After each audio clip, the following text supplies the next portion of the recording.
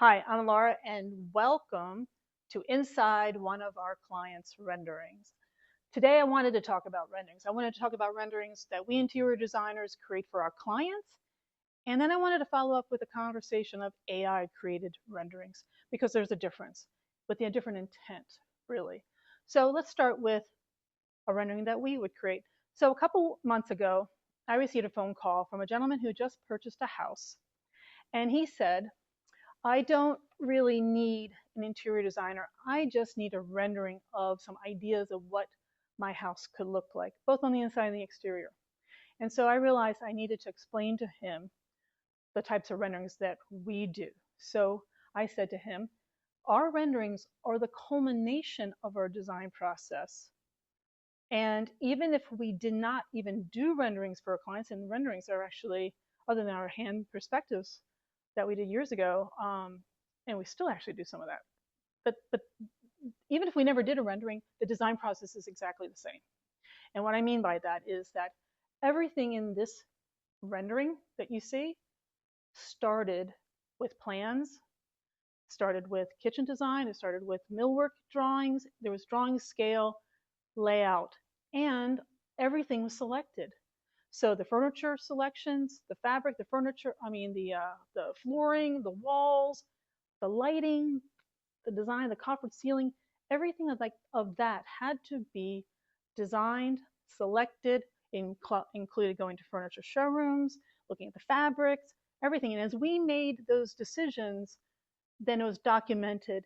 And the person who in my team that did this rendering, all of that information had to be given to him, including links to product, so that when the rendering was created, that this was real things, real selections, real product, real dimensions. It's all in scale so that it's true to the design and it gives a true vision to the homeowners of where they're going and what they're going to get at the end of it. So I call that intentional designed renderings. So I said to him, however, there are AI programs and people who use AI programs if you just want some sort of inspirational images. So let's talk about AI because it's different. Because like that process where I just talked about, where we have to give everything and documentation and links and everything, that's a time-consuming process to get it to be true. But AI can pump these things out, what, 30 seconds? Let me explain the difference. So I've tried these programs. Okay, first of all, I am not that tech geeky. And I'm sure there's a lot of people out there that can use these programs to success. But every time I have tried to use an AI program to, whether it's just to create, I'm not so much interested in this inspirational. I'm more interested, I don't know, and probably you are too, is to take a room shot of yours, of your house, and put it through this one of the programs for the specific ideas for your room, right? Or for my client's room.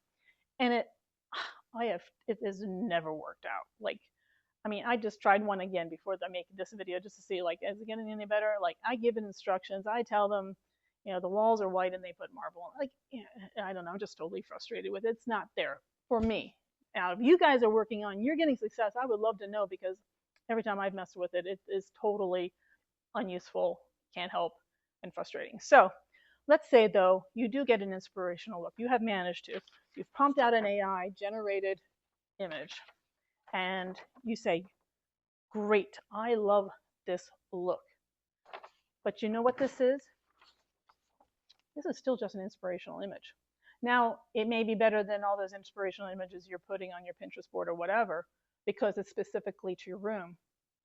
But you don't know if it's scale. You don't know if this stuff is imaginary or real or anything. You don't have the fabrics, nothing. You have no documentation, information on this. Now, if you are design savvy and you're good and you can hustle and you can go around and say, okay, this is all I need, I can go figure this out, then yeah, go figure it out. But from a practical standpoint, it's still just an inspiration image. And so I kind of see this coming. I'm just waiting for the day that somebody brings me one of these of their rooms and says to me, I know what I want. Boy, do I hear those words all the time. But I know what I want.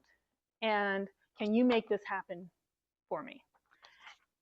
And so this answer is going to be different, I think, for every interior designer. So I'm just going to give you the Laura Gills interior designer answer of what I think I'm going to say someday if that happens. And that's just right now, summer of 2025. But I would say, first of all, I don't know if this is a good solution for you because I don't know you. I don't know your house. I don't know your architecture. I don't know anything else going on in your lives. I haven't talked through you how long you want to be there or anything. This is helpful for me because I ask for my clients when I start a project, like, do you have a Pinterest board or you have things on your house or whatever it is, like, show me some things that you like and why you like it. This is valuable for that.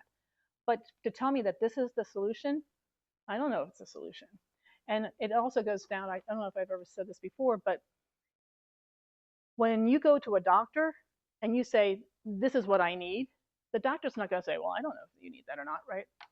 It's a matter of going through the process, at least a preliminary, what I call a diagnostics process of going to your house and listening to you and looking around and seeing what else is going on in the house and all that sort of thing. And then you have to figure out, is anything, the layout and the scale and all that sort of thing, so that if I were to tell you, sure, I could do this, I will make this look like you, well, that's premature. Like, I haven't gone through the process of even to know if that's even a possibility to do that. So that would actually be, to give you what they say, a prescription without a diagnosis is a malpractice. Well, maybe. So that's number one. Number two is, and this is where it's going to probably range a little bit more with interior designers, but so I don't know if you guys ever seen those paint parties. This usually involves wine, maybe not, but you go in and they give you the canvas for a certain amount of money, or somebody sponsors it. You get some wine and they show you how to paint something. And I never go to those, even when I'm invited. I hate going to those things. But you know why? Because I'm a creative, and I don't want to be told what to paint, or a chef doesn't want to be told what to necessarily make with exactly, like maybe roughly, but not exactly. And so, the kind of the same thing is like the what I want to do is create for you. I don't want to be your sous chef, so to speak. So that might be, it's gonna differ for different designers. Some designers might want to do that or not, but I don't. But I do think that this is a good inspiration. And then because now you have to also have somebody who, if you don't know where to go for all this stuff, like, okay, this stuff may not exist.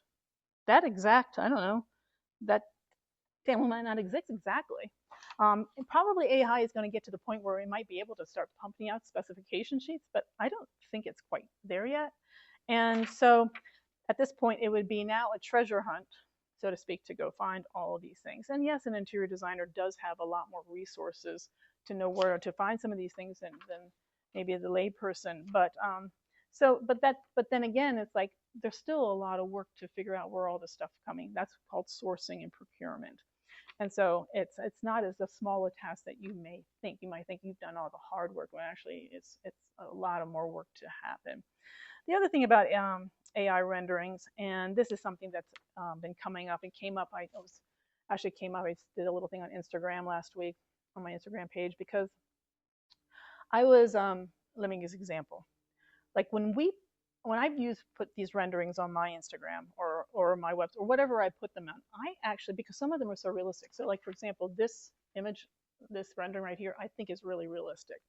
The gentleman who did this, they did a fantastic job. If you're wondering, this is 3ds Max. It's a very realistic. I love it for more like decorative, like when I really want it to look realistic. And so we actually put the words rendering on it, because we don't want to mislead anybody to think that that is actual performed work, because there's a difference. So last week, somebody started following me on Instagram, some sort of Cleveland interior designer. I was, they always want you to follow back, but I checked her out and I looked at all these images, and I'm looking and I'm looking and I'm thinking, these are renderings.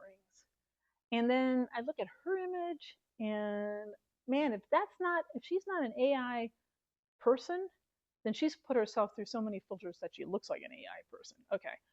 And so she is I'm thinking it's bogus. Like, they are portraying their Instagram page as, call me, we have great interiors, cheap, wonderful quality, whatever. And I'm thinking, I think that's misleading. I think when people, it's going to get to the point like we can't tell real human beings from fake human beings, AI generated human beings. I think should be an ethical code that if your portfolio is AI or just renderings, you did them, you picked them out or whatever, you either AI or you did them yourself without letting the public know that it is indeed a rendering versus your finished work, I think that's misleading. And I think that's unethical because it takes a lot of skill, knowledge, and experience to pull it off, to get it to the finish line. And so I just wanted to leave that to the last thing. So even if you think you have a really good inspiration or whatever, that's valuable, but it's just an inspiration picture, and there's a lot more to take you to the finish line. So for those of you who dabble in AI, I would love to know, how you're using it. I mean, there's got to be a way to use it constructively, and not always be fearful of it. But it is getting to the point that it has become worrisome, a little bit worrisome. And people, you need more than a surrendering to do your interior. So I'm going to close off and sign off. And when I sign off, I'll show you the photography of the actual finished product of the finished interior of this rendering. Okay, thanks for joining with me, and I'll see you next time.